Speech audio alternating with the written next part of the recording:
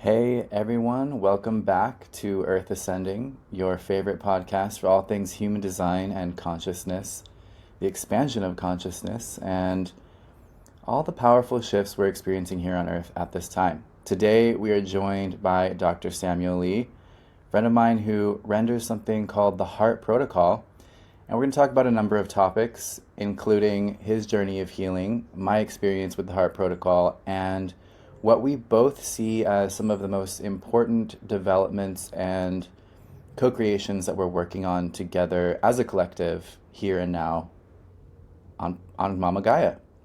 Welcome, Dr. Sam. Thanks for being here. Thanks, Dylan. Thanks for having me, brother.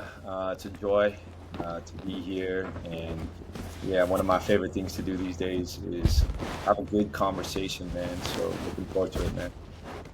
Yeah, absolutely. Um, so you just kind of sealed this podcast with a really beautiful prayer that's a big part of your work.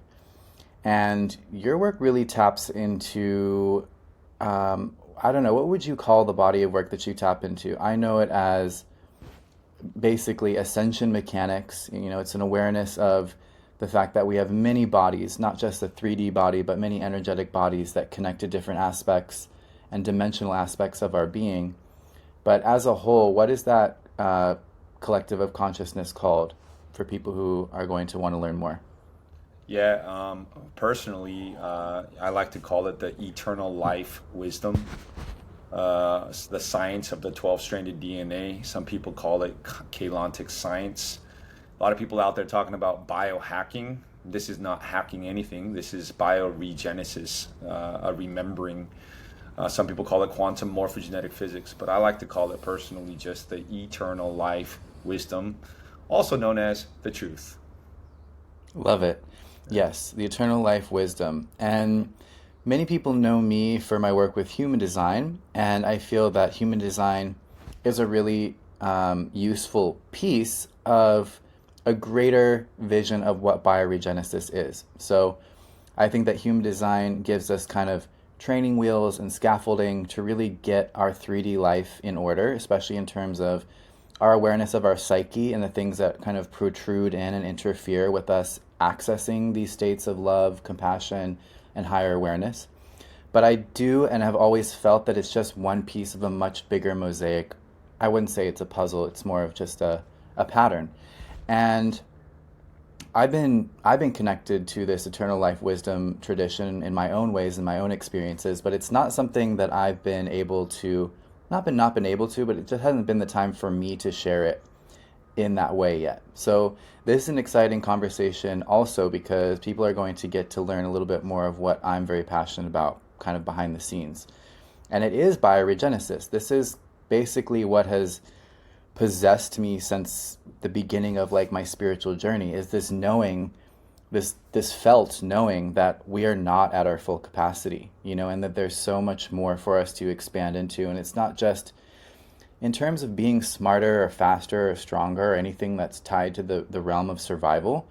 It's our ability to tap into more expansive dimensions of what it means to be conscious and what awareness is and what love is. And I don't know, it's never been something that's been easy to describe to others, whereas I can be very good at talking about other things to people. It's been something that's just been deeply felt.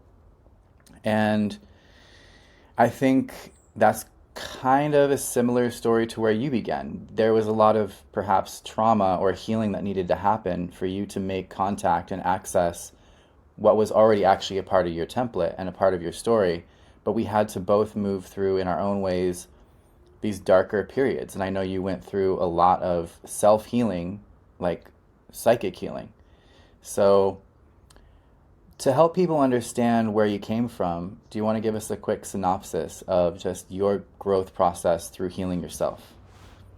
Yeah, 100%. So, when psychics and astrologers read my chart, oftentimes they'll say, usually, like, I can tell, like, the number of lifetimes you've had, but, like, on my chart, oftentimes they'll say, like, I can't even tell. Like, so, been preparing for this lifetime for a long, long, long, long time. And this is, I feel it, just like you said, it's a feeling, a direct cognition, a cellular knowing this is the lifetime. that we have, I feel, I don't want to speak for everyone, but I have prepared for. And so in this lifetime, I was born as, programmed 100% by the strictest religion into all of the religious programming, which tells you that God is separate from you. And if you commit or do certain types of things called sins, it separates you even further through low frequency of guilt and shame. So that was my thing, to be born and programmed into this thing, and then literally to go through every single psychiatric symptom. So I could have been labeled with paranoid schizophrenia, called off my wedding in a manic episode, 3 to 4 major depressive disorders, and then I became a psychiatrist. So not only did I experience it personally, I actually became a board certified psychiatrist, and I still am. And so that's been my path, is to experience every psychiatric condition, to become a psychiatrist, and then to sit across from the world's entire problems. In LA as a psychiatrist, the entire world's problems was coming in front of me, and at this point I was blending fields and learning the unity of humanity, how to have compassion for each and every person who walks into that office. And then there came a point 2 weeks before I was about to become a partner at LA's one of the biggest hospital firms. I learned about intuition. And my intuition, I was skipping lunch, meditating, and it said, "You're quitting your job today." And so I quit my job, and everyone thought I was crazy. I went to the beach, and this prayer started praying through me as I was pumping Kundalini for like 2 hours a day. And I was like, for the liberation of all sentient beings, fulfillment of the Emerald Covenant, creation of a new global paradigm of mental health. Show me what I need to see, tell me what I need to do. And now, according to Dr. Joe's works, and like we all know it's science, I was tickling my third eye, sending out an electric signal, activating the tetrahedron crystals in my third eye. And I was also feeling that magnetic signal with my heart. And like things started happening as I started praying that prayer consistently. And it's led me on this deeply healing journey of becoming a yoga teacher, a breathwork instructor, trips to the Amazon, working with the plant medicines, going to all of the different, going really deep into healing. And that's what led me to the heart protocol. And be careful what you pray for and what signal you send out, because the universe will send the signal back, and it will give you everything you need to fulfill your intention. And so, yeah, it's been this thing where now I 100% fully know and believe every dis-ease has an answer. There is a cure for every dis-ease. And, all of these different things like biohacking and going on the physical is good. But in indigenous wisdom, they believe there's only one dis-ease, not 20,000 that Western science has created. And that is a disconnection from one's own higher self. In quantum morphogenetic physics, your 4th through 12th DNA strands. Because from there, the right thoughts, attitudes, perceptions, frequencies flow in. The mind administers that frequency, and the heart feels it as emotion. And then the word, these frequencies, metaphysics, the cause, actually the word becomes flesh. So these frequencies actually become the proteins, the building blocks of the body. And less than 1% of disease is congenital, which means more than 99% are coming from the environment, signaling the genes and activating different things. And so in this heart protocol, it's, for me personally, the reason I'm traveling the world sharing it is because it's the best way I've found so far how to reconnect people in a safe, consistent way to their higher self. And from there, we're seeing things that Western science calls miracles, but it's not miracles, it's science. They're literally going into a frequency where their higher self resides and bringing back codes and remembering thoughts, new levels of perceptions, which are then we have to integrate that into the 3D, which can then propel someone onto a healing or a higher timeline. Absolutely. That's very much what I experienced tapping into the heart protocol and all it had to offer. But first, I want to kind of paint a picture for the listeners about this process of bioregenesis and reconnecting to the 4th to the 12th strand of DNA, because I think it's obviously incredibly important.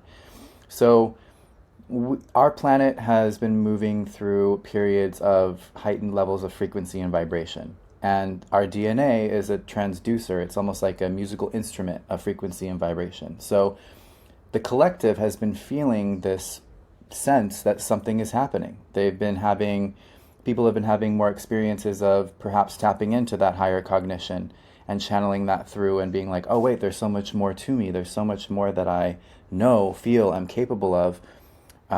There's just more to me than this world has conditioned me to believe. And that's a huge part of human design, is kind of peeling away manually the conditioning that has been applied to us here in this life and lives prior. But the heart protocol is really amazing because it's much more efficient. It's taking that direct line back up to the higher self. It's not having to go through 7 years of cellular deconditioning and having to, like I said, manually kind of reverse engineer all your issues, which can be fruitful for the right person. It's, to each their own path. But what's happening as a collective consciousness for us right now is that the higher functioning capacities of our DNA is coming back online. There's many stories we could go into as to why it was not at its highest level of functioning, but that's not for today's discussion.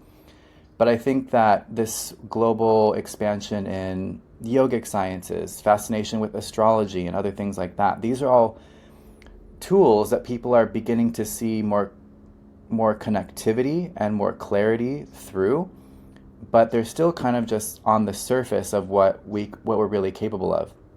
And then there's the people that are purely on the biohacking side, that are very much about the body and optimizing the body and optimizing the results kind of the body. And from my experience, the heart protocol is kind of a bridge between these two things.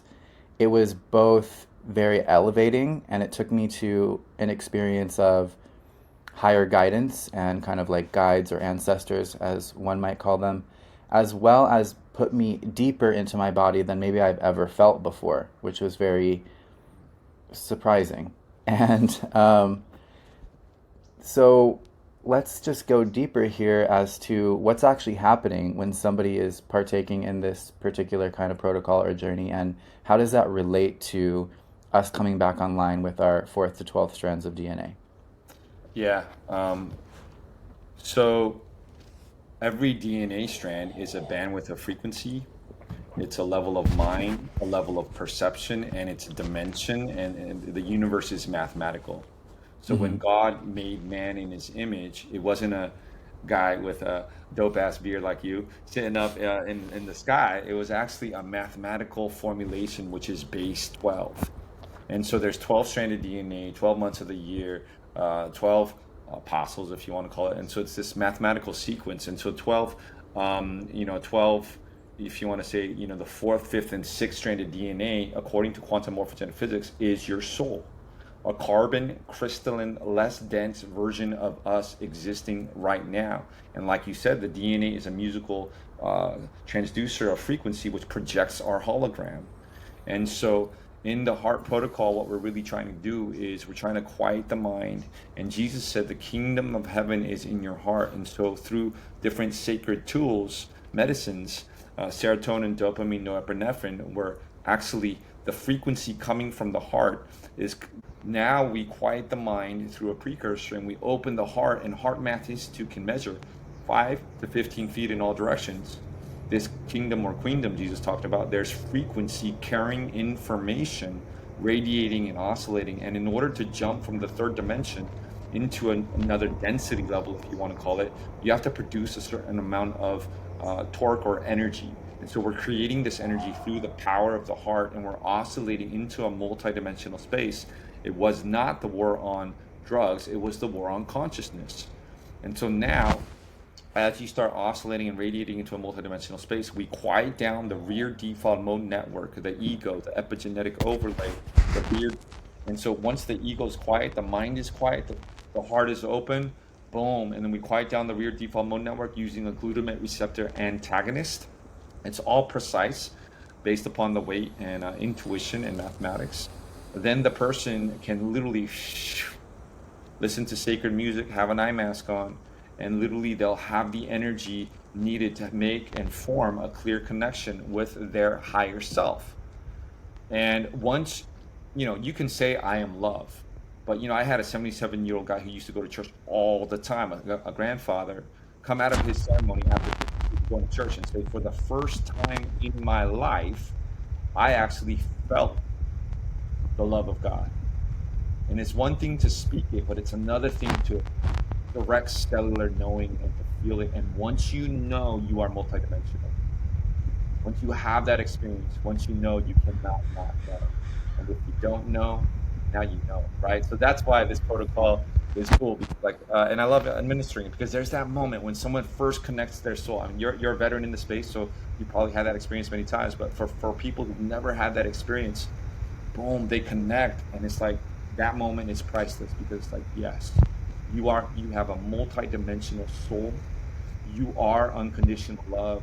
You are a badass. You are eternal, and now you know. Absolutely. And he, from what I experienced, it's not just it's you feel, and you get a chance to embody this. So it's as if these frequencies are suddenly high definition surround sound in all of your cells or every atom or every quark of your being, and you're just booming through with the presence of your source. We could say like your localized source or your offshoot of source, and there's so much ability for that to just kind of like a fire hose, like blast through all that stuff in the epigenetic overlay that is so sticky and mirror-like and like kind of almost smoke and mirrors, and we can do so much work here in the third dimension to try and overcome that, but then it just like whack-a-mole pops up in other places. In my experience, this way of connecting just kind of it that stuff doesn't stand a chance when the higher self is truly in the room. And it's also fascinating because many of us, throughout our life experiences, whether it's in the dream state or just mystical experiences or medicine journeys, we get glimpses or hints that we may not even register as what they are. We may experience our higher self as someone else in a dream, or something that we don't understand, or something that was just uncanny or interesting. But then, like in this heart protocol, it's kind of like, oh, that mystical character in my life was actually me. That there was a higher version of me reaching out to me, reminding me of what's really true for me. And that's something that I feel that other kind of medicine type experiences that I've had didn't offer the same conclusive confirmation. Like there was still mystery and integration and like what was that, or who were they, or what was the real purpose behind this. This felt very, there's obviously integration, but it felt cohesively coherent in that moment, in the experience and coming out of it, that showed me, okay, I can't deny this. Like that was me, and this is where I come from. And it was also extremely surprising, like the experience that I had, because it involved ancestral beings that do not look like me as I look like here in my earth form at all. But that's been an interesting journey to unpack that and explore that. And if anyone's curious that's listening, you can ask me about it and I'll tell you about it. So, so we're all kind of at critical mass here. And in human design technology, we see 2027 as a real turning point in consciousness, because there is a genetic mutation, very literally, that's going to complete its multi-thousand year process of a mutation. And it's going to activate and facilitate a new dimension of awareness in these bodies. So it's almost as if from the year 1781 until 2027, we have been incarnating in these transitory forms. We are 9-centered humans. So we're no longer the 7-centered, 7-chakra beings of the past. Those are the ones that were responsible for the mass wars and religious wars and global conflicts and the conquering of the earth, colonization, all that. They were very aggressive. The 7-centered human was kind of either super aggressively dominating or obsessed with leaving the body, leaving behind everything that's corporeal and earthly, and reconnecting to the mystical, almost like withdrawing from life. So as we entered the year 1781 and we discovered Uranus for the first time in this round, we entered into these new mutated forms, these 9-centered bodies that were no longer so strategic and focused as the seven-centered and its like kind of limitation of its like agenda. So we gained a new quality of receptivity to our environment. We opened up the possibility for like more depth of cognition. And as we approach 2027, this kind of build out process within our emotional system will have been completed, allowing us to manifest this entire new dimension of awareness. In the past, we've known it as emotion, and emotion can be murky, it can be subjective, it can be dramatic, it just lacks clarity. Post 2027, we open up to that same emotional system finally being able to be the primary awareness system. So leaving behind the mind, it'll still be a part of the picture, but it's not going to be the primary way that we take in life. And the mind is very, obsessed with survival. It's got limitations. It's a beautiful guide and tool in a way, but it has serious limitations, and we can see that all around us. So as we move into this new emotionally based awareness, we get to lose the I, we get to lose the ego, we get to lose the illusion of separateness, basically. And we get to tap into the truth, the feeling, the knowing, the experience that we are all one consciousness experiencing itself through different lenses, different filters, different forms. So we won't just know that. We won't just think about that. We will be it. We will experience it. We'll feel it. So the limitations of consciousness being limited to our form and our body and our mind will be lifted. Consciousness will then be able to move freely in this planet, at least with the newcomers, the people born after 2027. We may experience pieces of this. We may have little glimpses, but because we're in the old hardware, we are probably not going to have the full capacity. But who knows what's possible? As far as what human design says, there will be new beings that are born after February 18th, 2027, that will have this full capacity for non-central awareness. These are beings that are also going to be primarily designed to operate in groups of 3 or more. So no longer the single human, no man is an island. We're looking at beings that don't even care about survival. They don't have a single cell in their body that has the remnants of needing to fight and hunt and kill or be killed, all this stuff that's kind of defined our experience for so long. They're going to be pure vessels of consciousness. And the more of them get together, the greater the bandwidth of consciousness they can hold, the more dimensionality that they can hold. And with more dimensionality comes more capacity for essentially like affecting change. They're going to have abilities, most likely, that we can't even fathom, because they're going to have direct access to everything. Whereas we have this kind of dial-up connection, if you will, many of us, they're going to have, I don't even know what to call it, like beyond broadband, beyond what we even know is possible. So these new beings calling in these new levels of frequency are going to basically create, in what I see, is like frequency islands. Kind of like if you think of the biodome or just these safe spaces that are essentially protected by the fact that there's more frequency. When there's higher frequency, it can't be overwhelmed by lower frequencies. The higher frequency will always win out. And that's why so much of the warfare on us has been to cut us off from these higher frequencies, because when we can access, we can't be dominated, we can't be fooled, we can't be lied to, we can't be deceived. So the raves, as they're called in human design, are coming after 2027, and even though they have this immense power and capability to hold the coherence of our planet through one of the darkest periods perhaps that we might ever see of separation, subjugation, displacement, warfare, whatever, they're also going to be extremely vulnerable beings. They're not going to have the instinct to keep their body alive. They're going to need protectors, guides, guardians, to hold the space for them to not only develop, but to come into connection with each other. Because not every child born after 2027 is going to be like this. It's going to be, it depends on the parents. And it's about the cognitive architecture of the parents that you can see in the design.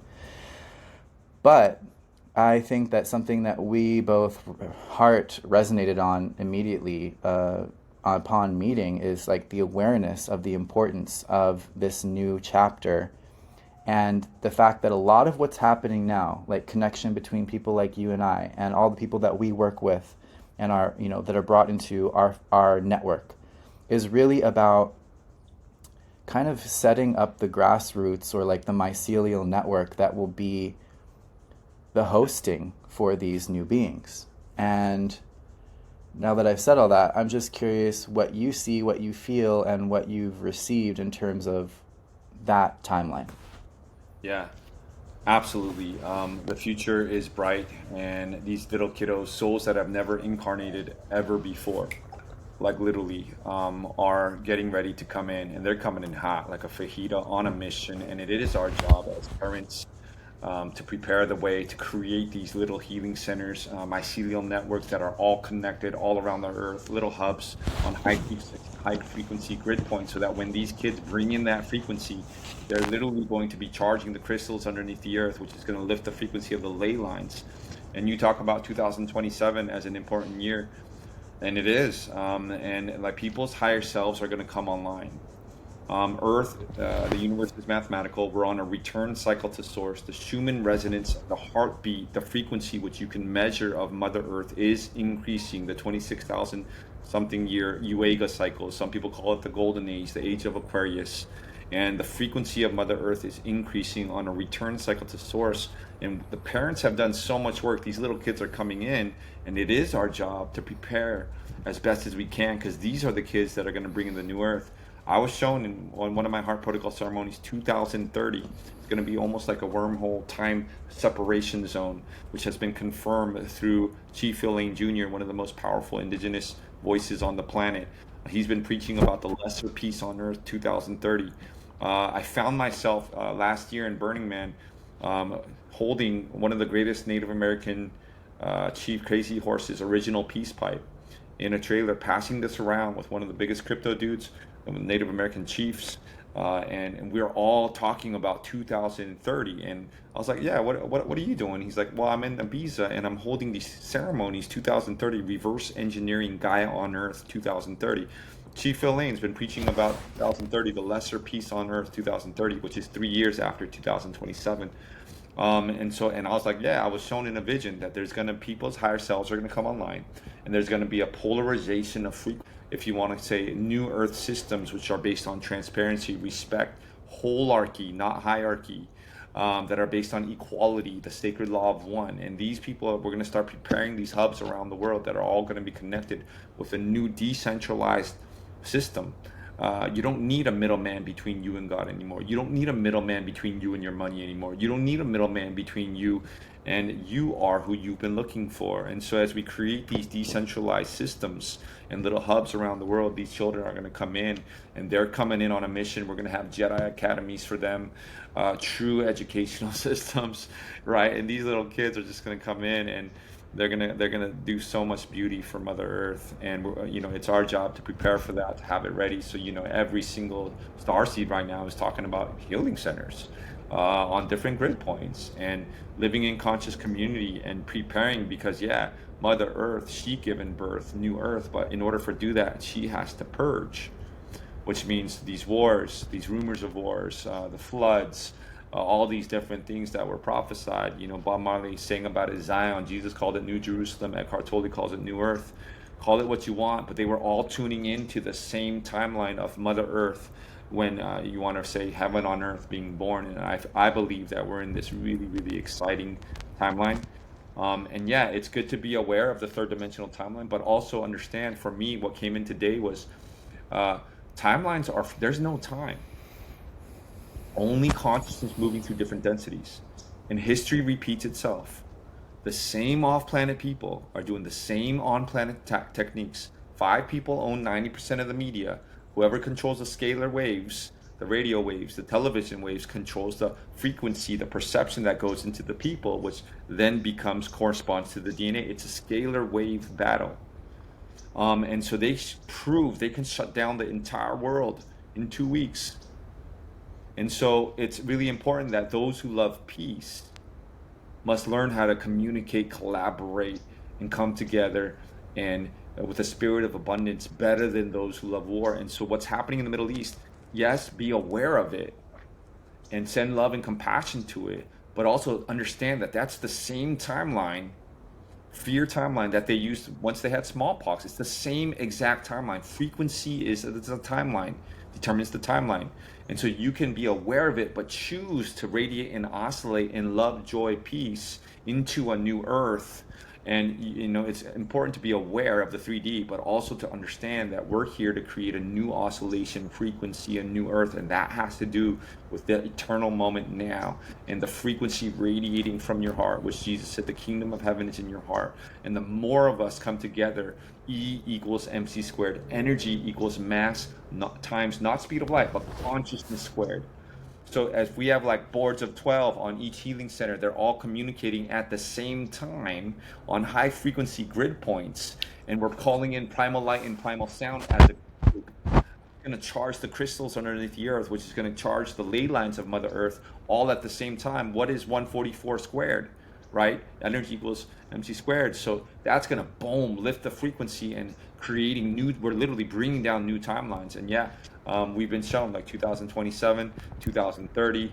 It's all happening. It's a really exciting time to be alive as a star seed, and we chose to be here. So, yeah, I think like all of these prophetic timelines are speaking about this life, and we're creating and fulfilling prophecies. Yep, and I think it's extremely important to anyone listening and resonating that we take this opportunity as it stands. It's not a time to postpone. It's not a time to be distracted. It's not a time to sleep on our own power, especially if you're lucky enough, privileged enough to receive a message like this or even know yourself in any level of depth. That's enough. It's time. And I just know that we can get kind of wrapped around ourselves in healing loops, in processing loops, and we can lose sight of the ultimate goal, which is always beyond ourselves, because it's a gift of service we're giving back to the world as vessels of the love of the universe coming into form. So even for myself, hearing this and remembering this and reconnecting to my experience with the Heart Protocol, it's just so important that we do take, I don't want to say seriously, but that's what I mean, to not take this moment for granted, not take ourself and our abilities for granted, and to know that, yes, the time is now. There is no time, but Yeah. we have everything we need, in essence, even though it in multitude of ways seems like we may not. We do have everything we need now.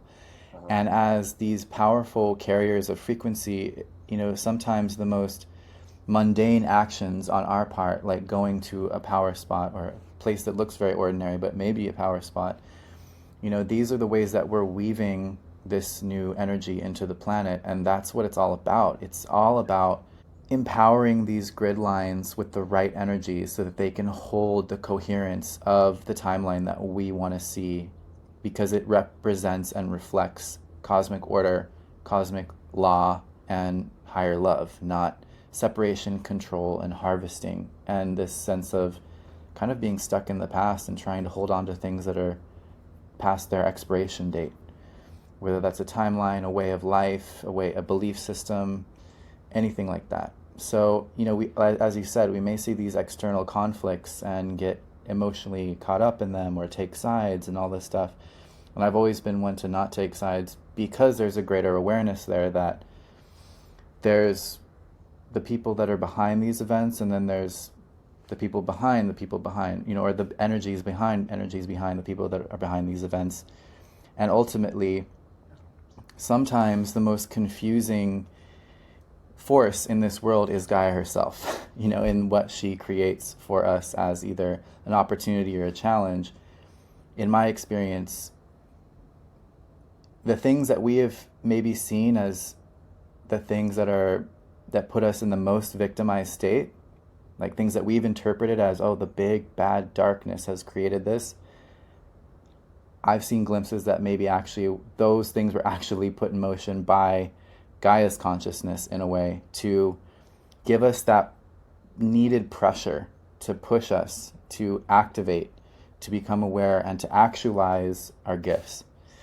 So this is the clarion call, and it's funny that for years and years and years, healing centers have been, a talk thing, like just in my networks, to the degree where I was like, oh yeah, everybody wants a healing center. Like, who cares? Like, what, we're just gonna all just keep healing and keep healing? But no, there's this deeper truth behind it, that they are kind of these hub zones for what's coming next. And so if you find yourself in the presence of people involved in such things or directly connected to such things, see the deeper meaning there. It's not just about healing us, it's about future generations. It's about nurturing those who will be able to carry us over the finish line. We're kind of the early arrivals, the first responders in a way, in terms of this chunk of Earth's history.